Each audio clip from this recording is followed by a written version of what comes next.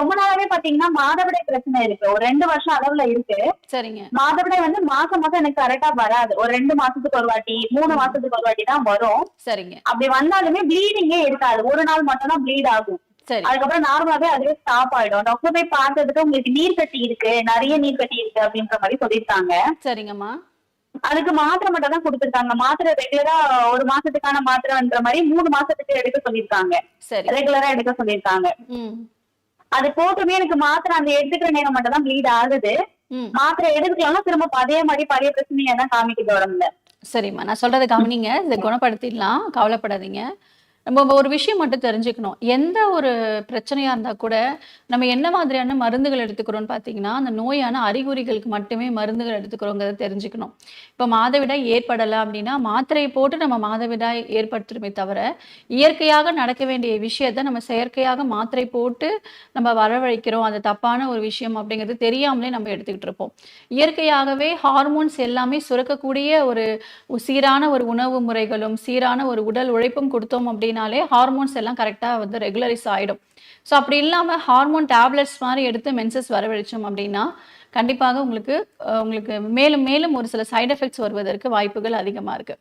இப்போ நீர்க்கட்டி அப்படின்னு எடுத்துக்கும் பொழுது மூலிகை மருத்துவத்தில் குறிப்பாக அறுவை சிகிச்சை இல்லாமல் குணப்படுத்த முடியும். ஏன் நம்ம சொல்கிறோம் அப்படின்னா, இன்றைய காலகட்டத்தில் நீர்க்கட்டி அப்படின்னு எடுத்துக்கும் பொழுது நிறைய பேர் லேப்ரோஸ்கோபிக் ஆப்ரேஷன் தான் பண்ணிக்கிறாங்க. ஸோ அப்படி பண்ணியும் கூட 2 முறை 3 முறை பண்ணியும் திரும்ப திரும்ப எனக்கு இந்த நீர் கட்டி வந்துட்டே இருக்குது அப்படின்னு சொல்கிறவங்க கூட நிறைய பேஷண்ட்ஸ் இருக்காங்க.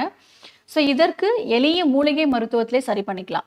நம்மளுடைய ஆர்ஜர் மருத்துவமனையில் நாங்கள் கொடுக்கக்கூடிய மூலிகை மருந்துகள் எடுத்துக்கும் பொழுது மாதவிடாயிலே இந்த நீர்க்கட்டி எல்லாமே கரைந்து வெளியில் வரக்கூடிய அளவுக்கு மெடிசன்ஸ் இருக்குது. நிறைய பேஷண்ட்ஸ் ஆப்ரேஷனுக்கு டேட் ஃபிக்ஸ் பண்ணிவிட்டு கர்ப்பப்பையில் எப்படி நம்ம வந்து ஆப்ரேஷன் பண்ணுறது, இன்னும் கல்யாணம் பண்ணலை, அதுக்கப்புறம் இன்னும் குழந்தை பிறக்கணும், இப்போவே ஆப்ரேஷன் பண்ணால் என்ன ஆகும் அப்படின்னு பயந்துட்டு கடைசியாக வரக்கூடிய பேஷண்ட்ஸ் கூட நம்ம மெடிசன் கொடுத்து 3 மாதத்துலேயே சரி பண்ணி கொடுத்துருக்கோம். ஸோ அதுக்கப்புறம் உங்களுக்கு அந்த சிஸ்ட் எல்லாமே ரப்சர் ஆகி உங்களுக்கு மென்சஸ் வழியாக வந்துடும். அதுக்கப்புறம் 3 மந்த்ஸ்க்கு அப்புறம் நீங்கள் ஸ்கேன் பண்ணி பாருங்கள், கண்டிப்பாக நார்மல் அப்படிங்கிறது வந்துடும். கட்டி எதுவுமே இல்லை, நார்மல் யூட்ரஸ் ஓவரிஸ் எல்லாமே நார்மலாக இருக்குது அப்படிங்கிறது வந்துடும். ஸோ அந்தளவுக்கு நம்மளுடைய ஆர்ஜர் மருத்துவமனையில் ஹெர்பல் மெடிசன்ஸ் இருக்குது.